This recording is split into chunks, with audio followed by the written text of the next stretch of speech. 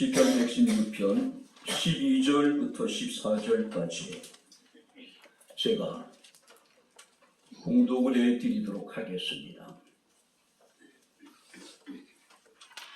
12절부터 14절 말씀이 되겠습니다. 내게 주신 모든 은혜를 내가 여호와께 무엇으로 보답할까? 내가 구원의 잔을 들고 여호와 이름을 부르며 여호와의 모든 백성 앞에서 나는 나의 성원을 여호와께 갚으리로다. 아멘. 저희들이 무엇이건대 여호와께서 우리에게 인자로 관을 씌우시고 날마다 살아계신 하나님의 은혜 가운데 하루하루를 살아갈 수 있는 주의 은총을 베풀어 주심을 감사합니다. 베푸신 하나님의 은혜에 대한 감격과 기쁨을 가지고 즐거운 마음으로 주를 예배하게 하시고 이 시간 주의 말씀을 청종할 수 있는 은혜를 베풀어 주심을 감사합니다. 기록된 예언의 말씀을 읽고 듣고 지켜 행하는 자가 복이 있다 하셨으니 말씀이 선포되고 말씀을 들을 때에 이 시간이 우리에게 복되게 하옵소서. 예수님 이름으로 기도하옵나이다. 아멘.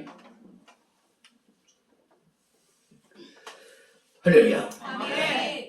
자, 우리 옆에 있는 분들은 하나님 우리와 함께 하십니다. 인사하겠습니다. 하나님 우리와 함께 하십니다. 할렐루야. 아멘. 우리가 세상에 살아가면서 가장 후회하는 것, 아쉬움이 남는 것이 있다면 아마 그것이 무엇일까요? 아마 그것은 우리가 지고 있을 때는 그것의 소중함을 느끼지 못하다가 그것을 잃고 나게 되었을 때에 우리는 뒤늦게 그것이 얼마나 내게 소중하고 가치 있는 것인가를 깨닫게 됩니다. 우리가 사람도 마찬가지 아닐까요? 늘 함께이기 때문에 그 사람이 내게 얼마나 소중한지 우리는 그것을 별로 인식하지 못합니다. 그 어느 날 갑자기 그가 나를 떠나게 되었을 때 많은 사람들은 그의 빈자리를 통해서 그가 내게 얼마나 소중한 사람인가를 깨닫게 되죠. 자, 이효영 교수와 인터뷰를 했던 그 신문사 그 대기자가 그런 얘기를 하더라고요. 당신도 이제 80이 넘어서 암이 이렇게 이제 걸린 거예요. 근데 그런 얘기를 하더라고요. 수술을 하고 싶은데 두렵고 너무 힘이 든다. 그래서 이제 먼저 세상을 떠나신 당신의 아내를 생각하면서 아내가 있었다라면 좀 더 힘이 되었을 텐데 그런 얘기를 하더라고요. 어떤 가수는 노래합니다. 있을 때 잘하라고요. 우리가 함께 할 수 있을 때에 그를 소중하게 여기고 그에게 좀 더 우리가 친밀하고 좀 더 우리가 깊은 사랑을 나눌 수 있는 그런 우리 은혜가 우리에게 함께 할 수 있기를 주 이름으로 축원합니다. 어쩌면 옆에 있는 사람이 가장 내게 소중한 사람이 아닐까요? 우리가 신앙적으로도 마찬가지입니다. 하나님으로부터 값없이 큰 구원의 은혜를 받았음에도 불구하고 내가 하나님 앞에 영광스러운 존재임에도 불구하고 우리는 그것을 깨닫지 못합니다. 우리가 이사야 43장 4절 말씀을 보게 되면은 우리는 하나님 보시기에 보배롭고 존귀하며 사랑스러운 존재임에도 불구하고 우리는 존귀한 자로서 보배로운 자로 사랑을 입은 자로서의 합당한 삶을 살아가지 못할 때가 참 많이 있다는 것이죠. 오늘 이제 본문 시편 116편은 다윗이 어떤 압살롬의 반란으로 인해 가지고 절체절명의 위기를 만나게 됩니다. 그는 하나님께 부르짖게 되고 하나님께서는 그의 기도를 들으시고 다시 그를 예루살렘으로 돌아오게 하셨습니다. 그때 바로 다윗이 드린 감사의 기도가 바로 이 시편 116편이라고 이야기할 수 있습니다. 자, 우리가 12절 말씀을 보게 되면은 내게 주신 모든 은혜를 내가 무엇으로 보답할까? 자, 여기서 은혜는 기독교에만 있는 사랑이죠. 자, 우리가 다른 종교에서는 자비라고 하는 단어를 사용합니다. 근데 이 자비와 이 은혜라고 하는 것은 엄청난 차이가 있습니다. 자비는요, 내가 무엇인가에 어떤 열정적인 내가 무엇인가를 해서 다른 사람으로부터 얻게 되는 동정심이라면은 이 은혜라고 하는 것은 아무런 노력이나 아무런 대가 없이 그냥 우리에게 주어지는 사랑이라고 이야기할 수가 있겠죠. 근데 지금 이 다윗은요, 그 하나님의 모든 은혜를 내가 어떻게 보답할까라고 지금 고민하고 있는 겁니다. 특별히 내가 무엇으로 보답할까라고 하는 이 의미 속에는 지금까지 본 하나님의 은혜를 어떻게, 무엇으로 갚을 것인가. 왜냐하면 그 크신 하나님의 은혜이기 때문에 갚을 길이 없는 거예요. 자, 하나님의 무수한 사랑, 하나님의 그 크신 은혜를 입고 사는 사람들이 내가 하나님께 내게 베푸신 모든 은혜를 무엇으로 보답할까? 이것은 어쩌면 우리가 가져야 될 거룩한 부담감이 아닐까요? 어쩌면 우리 그리스도인은 평생을 이 거룩한 부담을 가지고 살아갈 수밖에 없는 사람들이죠. 자, 그렇다면 오늘 우리는 말씀을 통해서 내게 베풀어 주신 모든 은혜를 우리가 무엇을 통해서 어떻게 우리가 보답해야 될 것인가? 물론 그것의 은혜를 보답할 수 있는 길은 없습니다. 그래도 불구하고 우리가 할 수 있는 일들이 분명히 있다는 것이죠. 우리가 그것을 함께 살펴보면서 우리 함께 은혜를 나누도록 하겠습니다. 자, 12절 말씀을 우리 다시 한번 같이 읽겠습니다. 내게 주신 모든 은혜를 내가 여호와께 무엇으로 보답할까? 내게 주신 모든 은혜를 내가 무엇으로 보답할까라고 의미 속에는 이 다윗은 자기 자신에게 나타난 하나님의 은혜를 알고 있다는 것이죠. 깨달았다는 이야기잖아요. 자, 여기서 은혜라고 하는 것은 아름답다, 사랑스럽다라고 하는 그런 여러분들이 헬라의 뜻을 가지고 있습니다. 근데 그 은혜가 기독교에 들어와서 바로 그 은혜는 전혀 다른 개념으로 바뀌게 됩니다. 대상자의 가치나 공적에 관계없이 하나님의 베푸시는 호의, 하나님의 사랑이 바로 이 은혜라고 하는 겁니다. 이 하나님의 은혜라고 하는 것은 값없이 거저 주시는 하나님의 선물이라고 이야기할 수가 있습니다. 자, 그런데 지금 여기서 다윗이 고백하고 있는 내게 주신 하나님의 모든 은혜라고 하는 것은 단순한 은혜가 아닙니다. 여기서 말하는 은혜라고 하는 것은 광의적인 의미고 포괄적인 은혜를 의미하고 있습니다. 자, 다윗의 삶 속에 느낄 수 있는 하나님의 돌보심, 크고 작은 간구에 대한 하나님의 응답, 그리고 그 먹고 마시고 누리는 모든 것들이 다 하나님의 은혜라고 하는 사실이에요. 다윗에게 있어서 하나님이 자신에게 주신 모든 것이 은혜이고 자신을 위해 사용하신 모든 것이 하나님의 은혜이고 자신이 누리고 있는 모든 것이 다 하나님의 은혜라고 하는 것이죠. 한마디로 범사가 다 하나님의 은혜였다는 것이죠. 그리고 그 은혜를 내가 어떻게 보답할 수 있을 것인가 지금 고민하고 있는 겁니다. 탄식하고 있는 거예요. 한탄하고 있는 겁니다. 왜냐하면 그 은혜를 갚을 길이 없기 때문에. 자, 어거스틴이라는 사람은 은혜를 두 가지로 분류합니다. 첫 번째는 뭐냐면은 선행하는 은혜고 두 번째가 뭐냐면은 후행하는 은혜. 자, 여기서 선행하는 은혜라고 하는 것은 하나님이 우리를 창세전에 아시고 우리를 정하시고 우리를 부르시고 우리를 의롭다 하시고 하나님의 거룩한 자녀 삼아주신 은혜. 그리고 후행적인 은혜라고 하는 것은 우리가 이 땅에 살아가면서 하나님께서 우리에게 베푸시는 모든 은혜. 칼빈도 이 은혜에 대해서 이중적인 은혜라고 표현을 합니다. 바로 이중적인 은혜라고 하는 것이 뭐냐면은 바로 거듭나게 하는 은혜이고 또 뿐만 아니라 우리가 이 땅에 살아가는 동안에 우리를 하나님의 백성으로서 성화시키는 하나님의 은혜라고 이야기를 합니다. 자, 우리 그리스도인들은요, 물고기가 물을 떠나서 살 수 없는 것 같이 하나님의 은혜를 떠나서는 한순간도 살 수 없는 존재라는 사실을 믿으시길 주 이름으로 축원합니다. 그런데 이 다윗에게 나타난 하나님의 은혜라고 하는 것은 추상적이 아닙니다. 관념적인 은혜가 아니에요. 내게 주신 구체적인 은혜라는 것이죠. 구체적인 은혜. 내게 주신 것이 아니라 내게 주신 은혜라고 하는 사실이에요. 마틴 루터는 이런 이야기를 합니다. 선한 사람이 있는 것을 생각하고 감사하지만은 악인은 없는 것을 생각하고 불평한다라고 이야기를 하고 있습니다.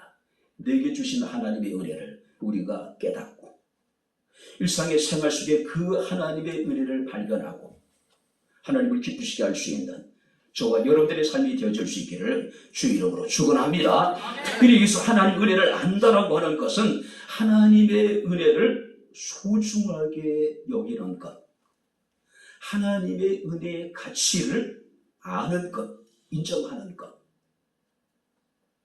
그리고 하나님의 은혜를 아는 사람만이 하나님과의 올바른 교제를 이룰 수가 있다라고 하는 사실입니다.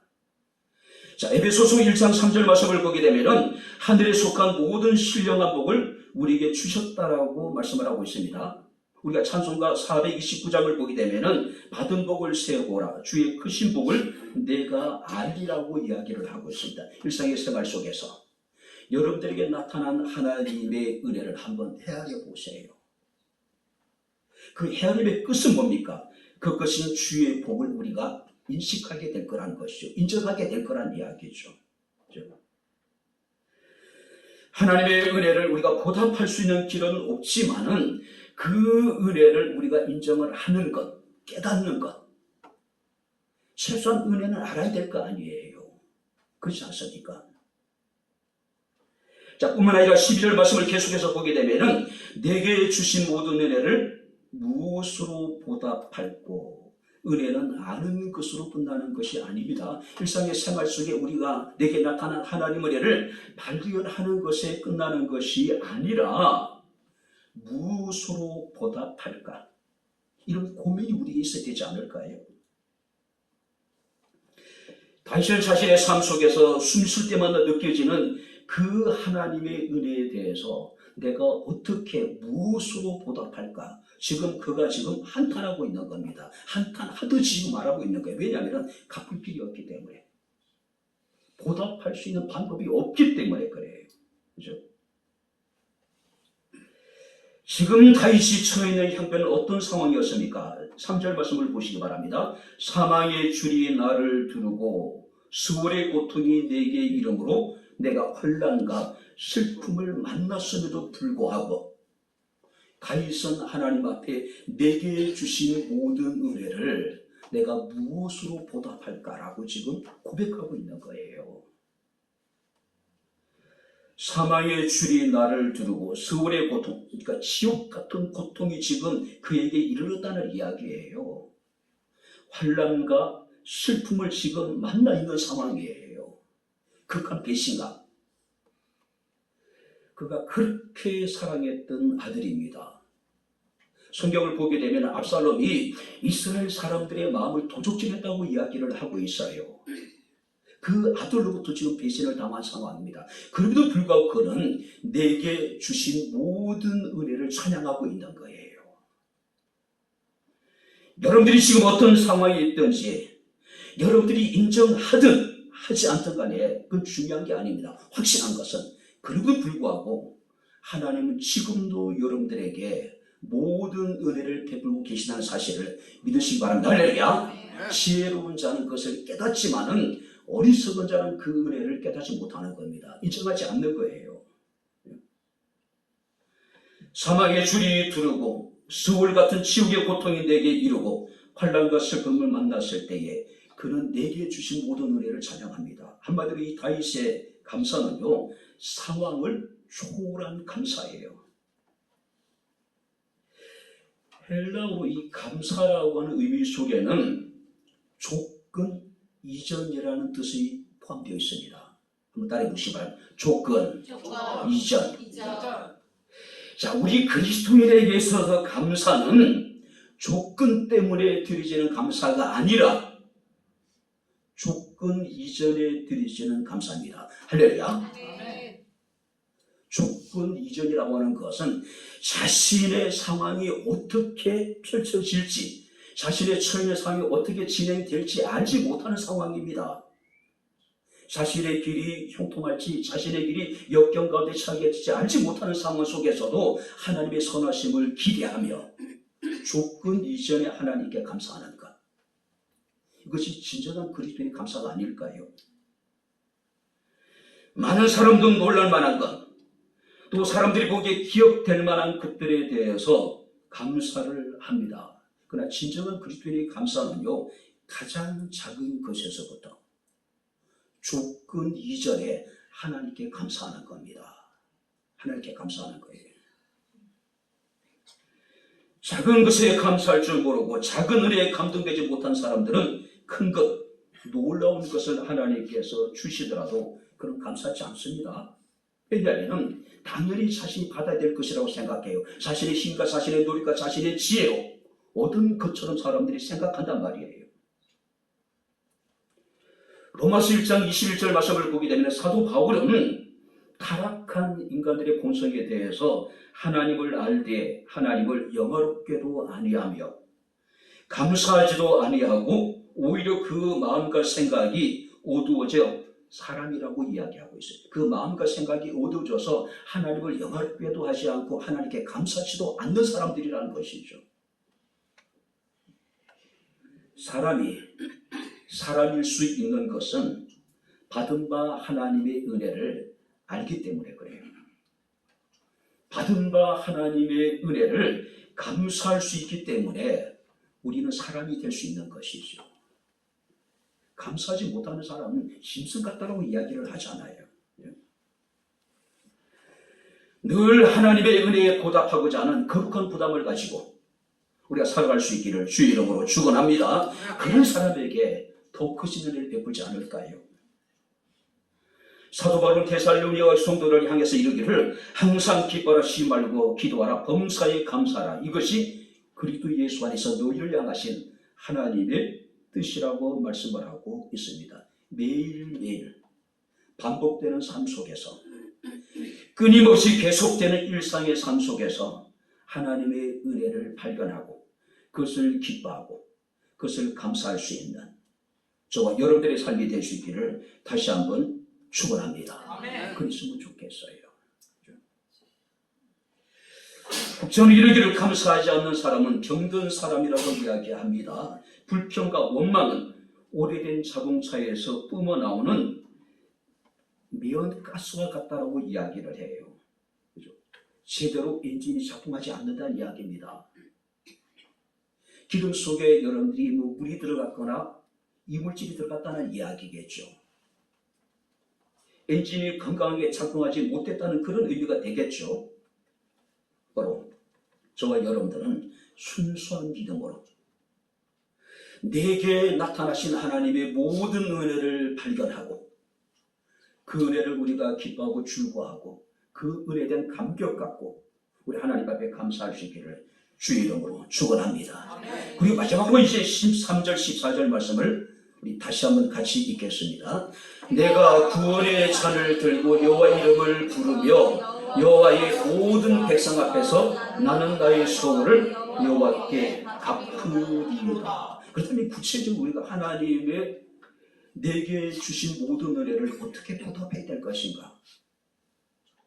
물론 그 은혜를 다 갚는다는 것은 불가능합니다. 자, 그래도 불구하고 우리가 할 수 있는 일이 있어요. 그나마 하나님의 은혜에 보답할 수 있는 우리에게 그런 여러분들이 하나님께 방편을 우리에게 제시해 주었다는 것이죠. 다윗을 통해서. 먼저 성경 말씀을 보게 되면 내가 구원의 잔을 든다라고 이야기를 합니다. 이 구원의 잔이라고 하는 것은 기쁨과 찬양을 의미합니다. 그리고 여호와 이름을 부르겠다라고 이야기를 합니다. 바로 구약에서 여호와 이름을 부른다는 이야기는 하나님을 찬양한다는 것이고 하나님께 나아가 하나님을 경배한다는 그런 의미가 포함되어져 있습니다. 무슨 의미일까요? 기쁨으로 하나님을 찬양함으로 하나님께 나아가 감사함으로 경배하겠다, 예배를 드리겠다는 이야기죠. 예배를 드리겠다는 이야기예요. 예배는 하나님과 사람이 만나는 거룩한 자리입니다. 예배는 우리 영혼이 하나님의 은혜를 덧입고 힘을 얻는 축복의 자리입니다. 그리고 예배는 하나님 앞에 나와서 우리의 믿음과 주님을 향한 우리의 사랑을 우리가 하나님 앞에 고백하고 감사하는 자리입니다. 예배는 은혜를 깨닫고 하나님을 찬양하고 하나님께 감사하며 우리 마음을 하나님께 드려 조금이라도 내게 주신 모든 은혜에 대해서 보답하는 자리입니다.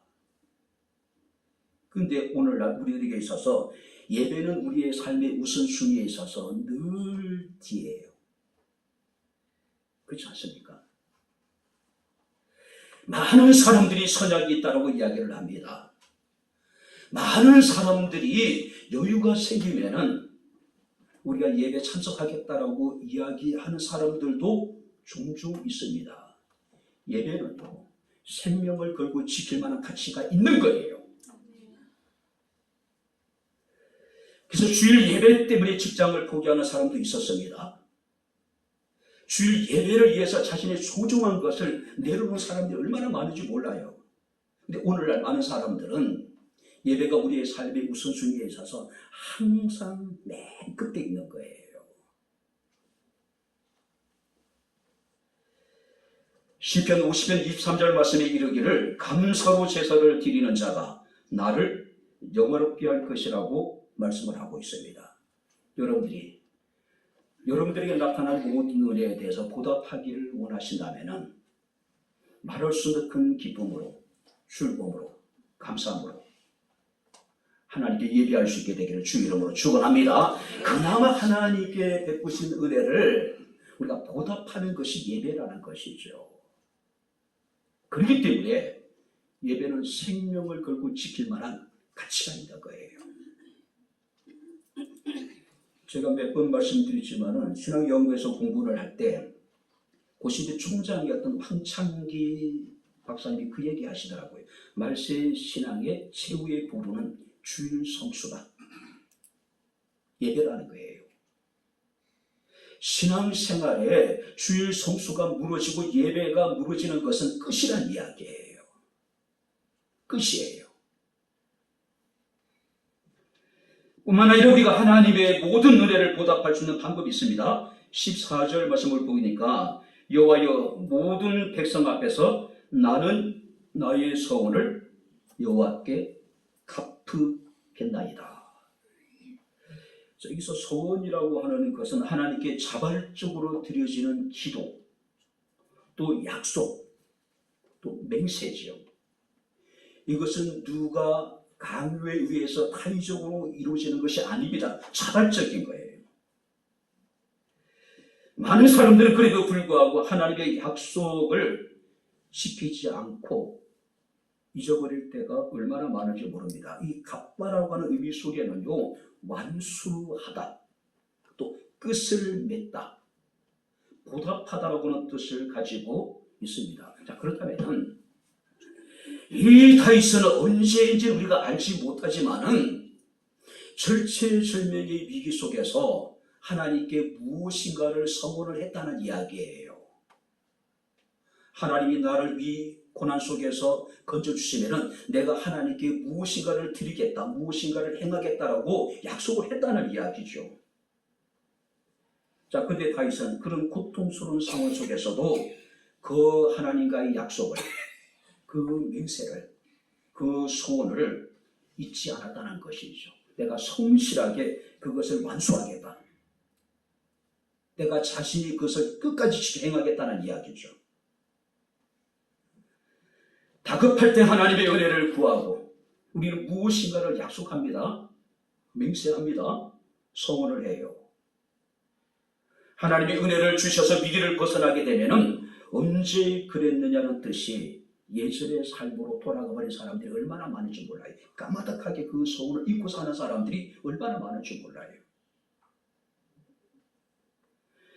많은 사람들은 소원을 갚지 않고 이기적인 삶을 살아갑니다. 소원을 행하지 않음에도 불구하고 아무렇지도 않게 살아가요. 그래서 성경 말씀을 보게 되면은 하나님은 우리가 소원하는 것을 결코 잊지 않으시는 분이라는 사실을 믿으시길 주 이름으로 축원합니다. 하나님 결코 잊지 않아요. 창세기 28장을 보게 되면은 아버지와 형을 속이고 장자의 축복을 도둑질하고 형 에서의 낯을 피해서 하라는 사실 외삼촌 집으로 야곱이 도망을 갔죠. 어쩌면 여성적인 기질을 가졌던 이 야곱은 처음으로 부모의 품을 떠나서 홀로 광야 길을 걸어가고 있었습니다. 베델에 이르러서 그는 돌베개를 하고 잠을 청하게 됩니다. 굉장히 불편한 잠자리가 아니었을까요? 굉장히 두렵고, 그죠? 모든 것이 불확실하고. 그때 하나님이 야곱을 찾아오셨습니다. 그때 야곱이 여호와께서 과연 여기 계시거늘 내가 알지 못했다라고 고백합니다. 그리고 하나님께 그는 소원을 해요. 하나님이 나와 함께 계셔서 내가 가는 이 길에서 나를 지키시고 먹을 떡과 입을 옷을 주시어 내가 평안히 아버지 집으로 돌아오게 하시면, 세 가지를 소원합니다. 여호와께서 나의 하나님이 되실 것이요, 내가 기둥으로 세운 이 돌이 하나님의 집이 될 것이요, 하나님께서 내게 주신 모든 것에서 10분의 1을 내가 반드시 하나님께 드리겠습니다. 하나님이 내 하나님이 될 것이고 자신이 돌베개에 했던 그 돌의 기둥이 하나님의 집이 될 것이고 하나님께서 내게 베풀으신 모든 것에서 10분의 1을 반드시 하나님께 드리겠습니다. 자, 20년이 지났습니다. 하나님이 야곱 가운데 함께 하셔서 야곱은 거부가 되어 평안한 가운데 집으로 돌아옵니다. 야곱은 20년 전에 자신의 소원을 지켰을까요? 아니에요. 그는 20년 만에 다시 돌아왔지만 그가 행한 곳은 베델이 아니라 세겜이었습니다. 자, 그는 세겜에서 단을 쌓게 됩니다. 엘헬로헤 이스라엘. 하나님, 이스라엘의 하나님. 자, 세겜에서 이 야곱의 삶은요, 소원을 지키지 않는 것 외에는 전혀 문제가 없어요. 소원을 지키지 않고 하나님을 멀리한 것도 아닙니다. 하나님께 드리는 제사를 포기한 것도 아닙니다. 다 지켜 행해요. 그죠? 그러나 하나님은 야곱의 소원을 기억하셨습니다. 야곱을 다시 찾아오셨어요. 야곱의 딸이었던 디나가 세겜성의 여인들을 보기 위해서 세겜에 들어갔다가 그만 세겜의 추장의 아들에게 강간을 당하게 돼요. 야곱의 아들들은 자신의 누이를 위해서 복수를 합니다. 세겜성에 있는 남자들을 죽여요. 전쟁이에요. 세겜의 사람들과 야곱의 집안의 전쟁이에요. 이 전쟁의 결과는 명확한 거예요. 당연히 여러분들이 세겜성의 사람들이 여러분 한 도시 사람들입니다. 그들과 야곱의 집안의 전쟁이에요. 야곱이 느꼈던 두려움과 공포는 이루 말할 수가 없었습니다. 자, 근데 이때 하나님께서 야곱을 찾아오십니다. 창세기 39장 1절 말씀을 보니까 하나님이 야곱에게 이르시되 일어나 베델로 올라가라.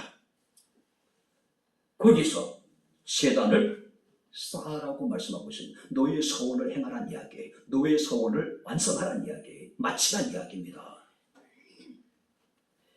이에 야곱은 자기 가족들에게 이르기를 우리가 일어나서 베델로 올라가자라고 이야기를 합니다. 내 환난 날에 내게 응답하시고 내가 가는 길에 나와 함께 하신 하나님께 내가 거기서 제단을 쌓아야 하노라. 할렐루야. 네. 야곱이 세겜에서 잘못한 것이 아니에요. 하나님을 경외하며 하나님 앞에 단을 쌓았습니다. 하나님은 이스라엘의 하나님이라고 하나님을 찬양까지 했어요. 야곱은 자신의 소원을 까맣게 잃어버린지 모릅니다. 근데 하나님은 그 야곱의 소원을 기억하신 거예요. 결국은 소원의 자리로 다시 하나님께서 부르신 거예요. 그 과정에 야곱의 집안에는 적지 않은 상처가 있게 되잖아요. 그죠? 사람과의 약속도 지키지 않으면 믿을 수 없는 사람이 됩니다. 아무도 그를 믿지 못하게 되겠죠. 그에게 결코 중요한 일을 맡길 수가 없습니다.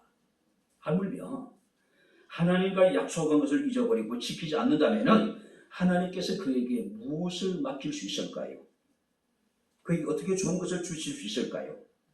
어떻게 큰 것, 중요한 것을 주실 수 있을까요? 불가능하다는 것이죠. 하나님은 신실하시기 때문에, 하나님은 기쁘신 하나님이시기 때문에 우리 역시도 하나님 앞에 신실한 모습으로 하나님과 약속을 지켜야 되지 않을까요? 약속을 지키지 않는 사람이 다시 은혜를 구하고 약속을 해도 더 이상 하나님은 그를 믿지 못하실 것입니다. 그의 기도의 응답은 점점 멀어질 수밖에 없겠지요. 세상을 살아가는 동안에 사람들에게 신뢰를 잃어버리는 것도 큰 비극이잖아요. 불행이잖아요.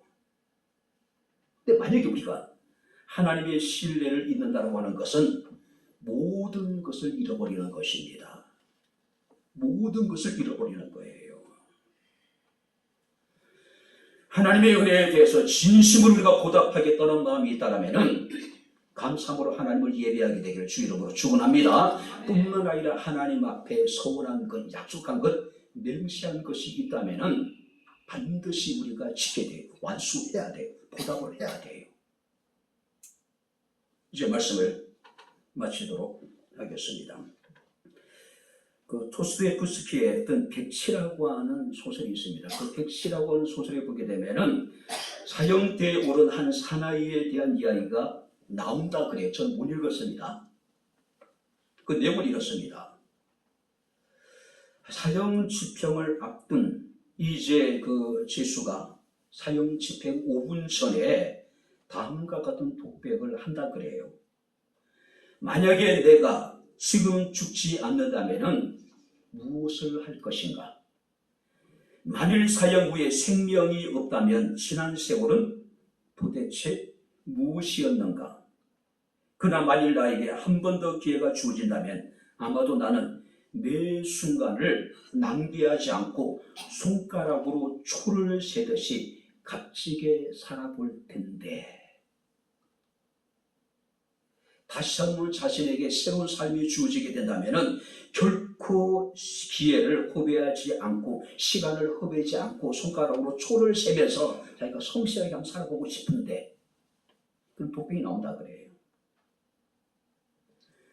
이 사형수의 깨달음과 희망은 지금까지 자신은 소중한 시간들을 허비했다는 것이고 다시 한번 자신에게 새로운 삶의 기회가 주어지게 된다면 참 가치있게 값지게 인생을 살아보고 싶다라고 하는 그런 의미가 되겠죠.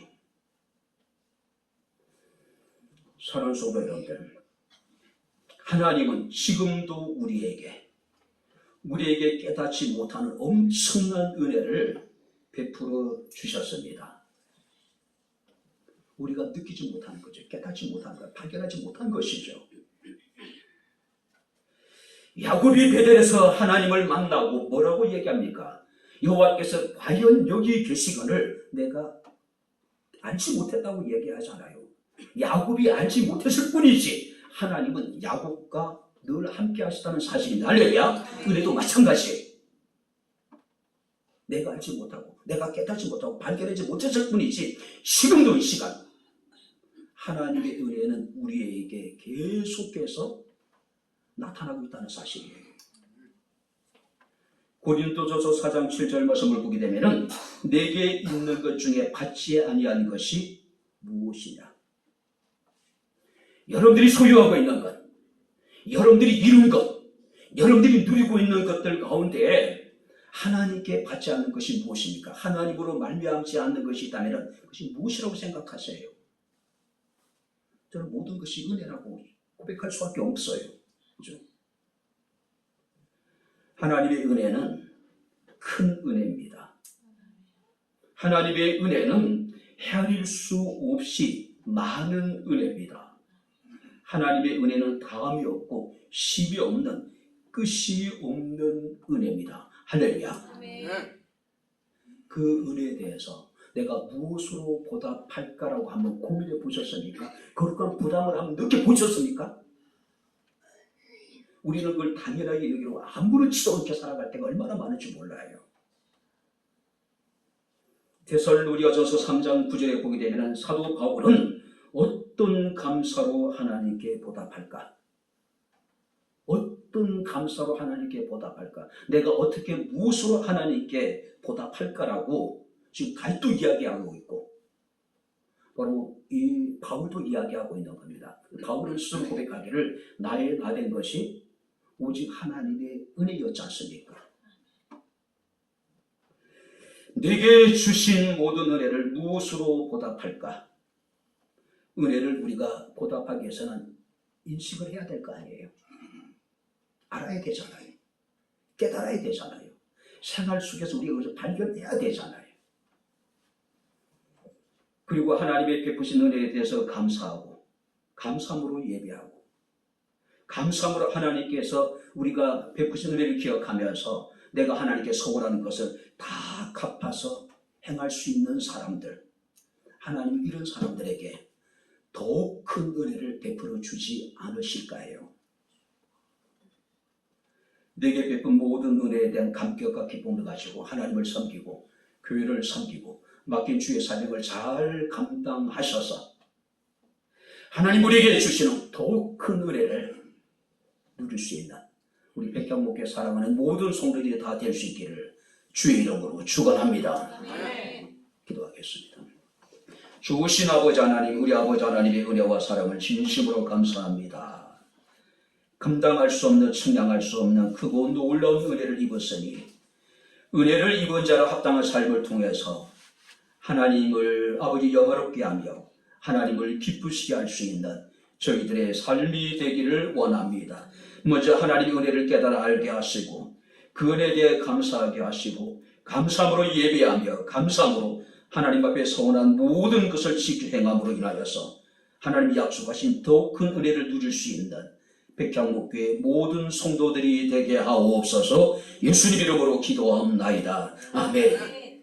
이제는 우리 주 예수 그리스도의 은혜와 하나님의 크신 사랑과 성령님의 교통 교제의 제 충만 역사 인도하심이 하나님이 베푸신 모든 은혜에 대한 감격과 기쁨을 가지고 예배를 통해서 소원한 것을 지켜 행함으로 은혜에 보답하는 삶을 살기를 소원하는 사랑하는 주의 모든 성도들 머리머리 위에 저들의 가정과 직장과 사업장과 이 교회와 이 나라 이 민족 위에 지금부터 영원토록 함께 있을지어다.